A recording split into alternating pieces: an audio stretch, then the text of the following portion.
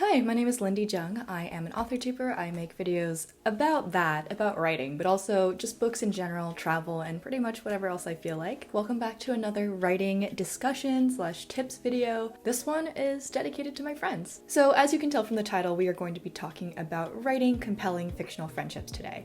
Personally, I love friendship. It doesn't get as much hype, I feel like, in most circles as romantic relationships, but I love reading about friendships. I love writing friendships. While romance is obviously great, just both as a reader and as a writer, I feel like friendships are generally kind of underrated and underutilized almost. I do have a video covering tips on writing strong romantic relationships and compelling romances, which I will link below, but yes, today we're going to be talking entirely about friendships. But before we get into the tips, I just want to talk about the value of including friendship in your story. If maybe you weren't thinking about having an ensemble cast, maybe you're just thinking about writing a story that centered familial relationships or romantic relationships, and while friendships definitely aren't something that need to be included in every story, especially if you've got a lot of other types of relationships going on as is, they can definitely strengthen your narrative if used correctly. Besides that, a strong fictional friendship can absolutely hook readers in just as much, if not more so, than a romantic relationship. I feel like we're all kind of hungry for friendship these days. I mean,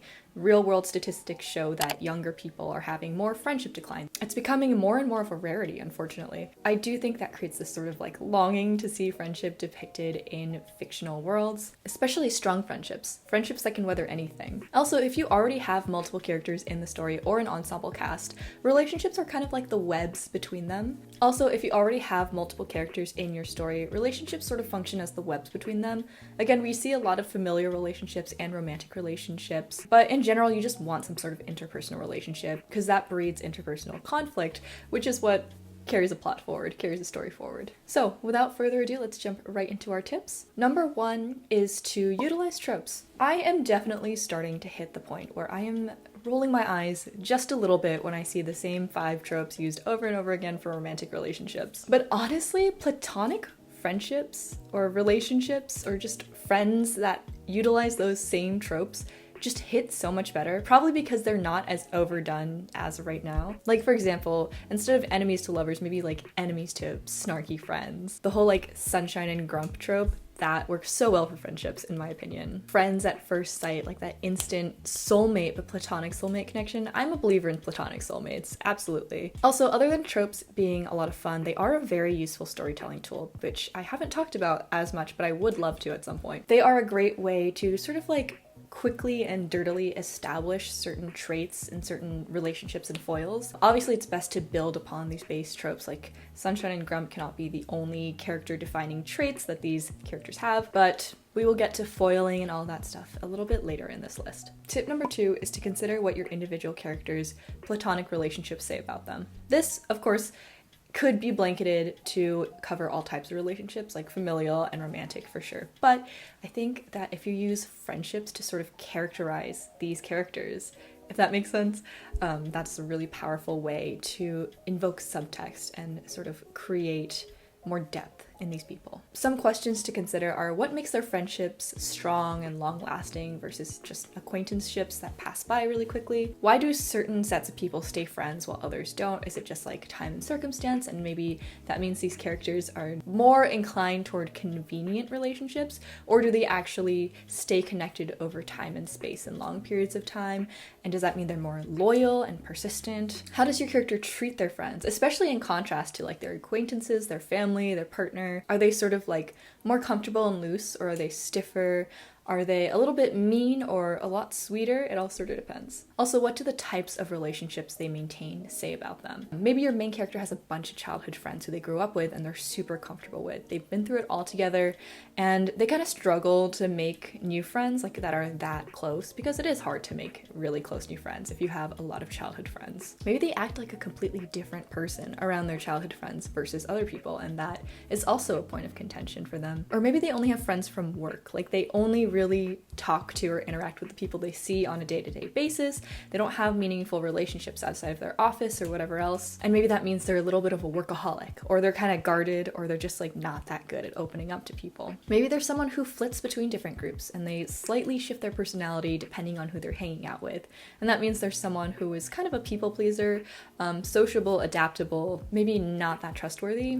I mean, okay, I do that and I think I'm pretty trustworthy, but you know, just in terms of fictional characters, what could that say about them? Number 3 is think about how characters might complete each other in a platonic way. This is not so much foils, is it? No. I feel like there's a term for this that I cannot remember and I forgot to look up, so it's not written down. But different characters who are involved with one another, you know, one way or another, they are fulfilling different wants and needs within each other, which is usually why people stay in relationships. So either emotional, physical, mental, or whatever, something is being fulfilled within each character. Same as you'd see in a romantic relationship, I like to think about people being complements to each other a lot. For example, I am the extroverted friend. I'm the one who orders the food and talks to people and makes the phone calls. And most of my friends are introverted, and they are the ones who keep me at home and keep me from running out and being crazy. And it works. There's that balance, always that balance. Tip number 4 is to trauma bond your characters. As traumatic things happen throughout the story, which may or may not be the case for you, it's generally the case for me, I'm not gonna lie. Have the characters share these experiences. Even if they had nothing in common before, trauma bonding is a great way to sort of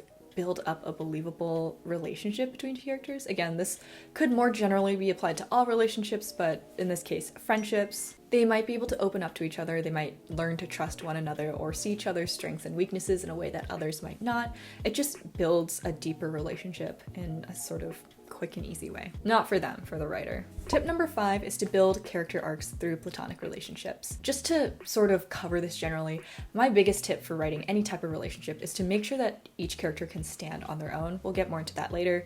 A great way to ensure this is to make sure that characters have their own arcs outside of each other, but to strengthen that friendship, to make that friendship more engaging and believable, you can have their character arcs build because of one another. Most, if not all, characters in a story should undergo some type of growth or negative growth arc. This will be influenced by the actions of the plot. So you can write your platonic relationships in the story to enhance or encourage character development. For example, a character who's a battle-hardened warrior might become reluctant friends with a sort of hippy-dippy healer. The healer abhors violence and continually encourages the warrior to sort of stop and think before committing an atrocity. As the warrior also starts to see the consequences of violent action and begins to reflect on their own tendency toward violence and realizing that it is their first, instinct and first response to every issue and shouldn't necessarily be.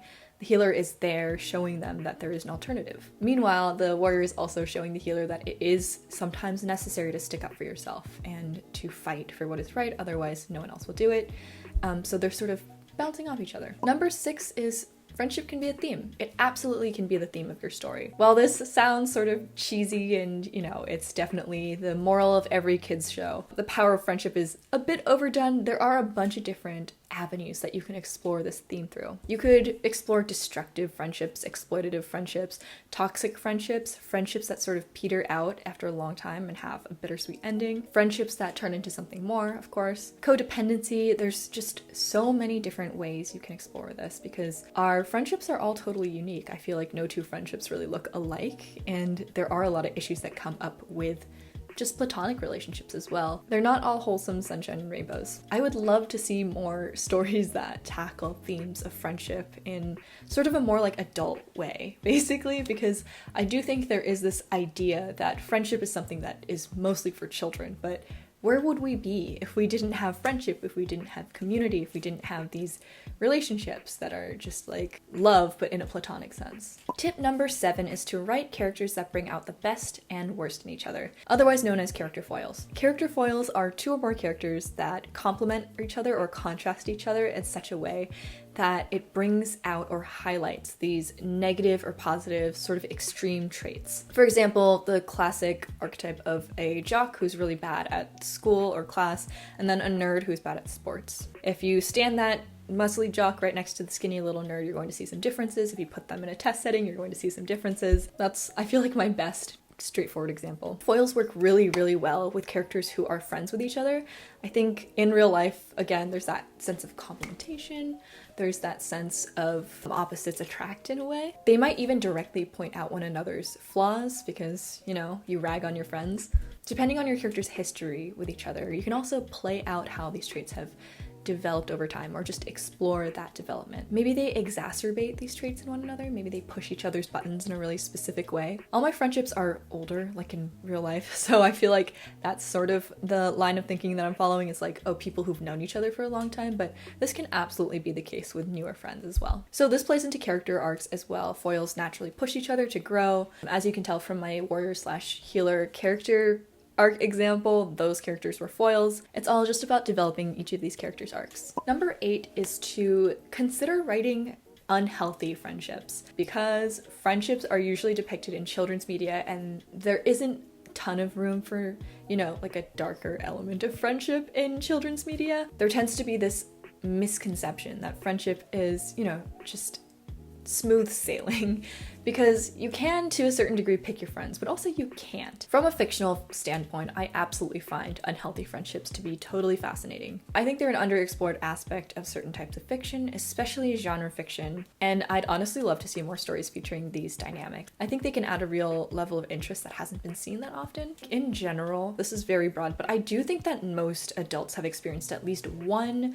toxic or codependent or just sort of emotionally draining or unhealthy friendship in their life, maybe even more so than like the number of people who've experienced romantic relationships of this nature. Negative and positive growth arcs can spring from these unhealthy/toxic friendships if you choose to write them.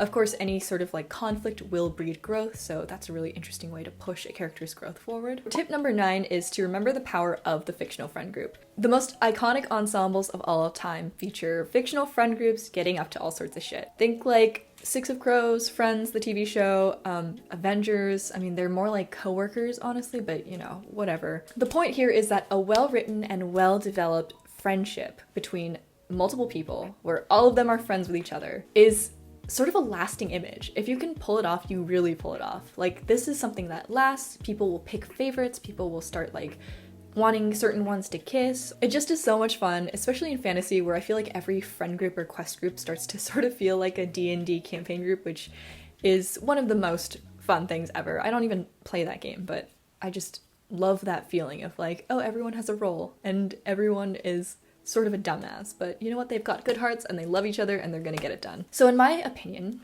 some traits of a good fictional friend group include characters that are distinct from one another, characters that have specific roles. I encourage you to play around with different archetypes there. I do feel like most friend groups have at least like the mom/dad friend, the friend who has their shit together, and then a wild card who gets into trouble all the time. That's just like in real life and in fiction, that's what I feel like goes on. And finally, a good fictional friend group, especially in fantasy or sci-fi, will have characters that bring different skills to the table. I think it's really important for reader enjoyment and writer enjoyment to just make the characters feel like they're all independently useful in some way, or at least contribute something to the group. Otherwise, you very quickly risk falling out of favor with readers. Another tip here, just a like a splinter tip, a 9.5, is to make your friend group fun and loud and weird. Make them feel like they are friends with each other, who like each other and enjoy hanging out with each other, and are not just like going on this quest just once. This can develop over time, but I think a little bit of banter between friends is always fun, as long as you don't overdo it. Of course, you want to think about the webs between these characters. Like, not everyone will have like the same relationship with every person in their 6-person friend group. There's going to be people who have favorites, or people who connect in very specific ways, or have a very specific shared interest that maybe the rest of the group doesn't share. Yeah, within your friend group you have like special friends. Number 10 is one of my rare don't do this tips. I say rare, I actually don't keep track. I try not to give don't advice because, of course, again, prescriptivist writing advice is for the birds, and we don't do that here. I mean, I just gave a don't statement, but you know what I mean. But this one I feel like is just, I just feel like it's sort of lazy writing. Like, you can get away with this, but I don't think it works most of the time. It just sort of feels like you missed an opportunity. And the tip is to not write characters who exist solely to be the main character or someone else's best friend. I just think that if you're going to write a character into the story, and if they're going to be an important part of especially the main character's life, then you should give them an arc, give them agency, give them something to do in the story. To circumvent this, you can make an existing character who already has those things, the main character's best friend, and sort of like play around with their relationship a little bit. The possibilities are totally endless. We just have so many reasons to not write characters who are bland cardboard cutouts who exist to sort of hang around the main character. Also, you run the risk of running into some negative stereotypes. A lot of slightly older media, and even recent media, will lean a little too hard on the like minority best friend to the white main character. This is really unfortunate, and if you end up sidelining that character, it just feels even ickier. So let's just avoid that, I guess. That covers my list of tips for writing fictional friendships. Thank you so much for watching, and I'll see you guys next time. Bye!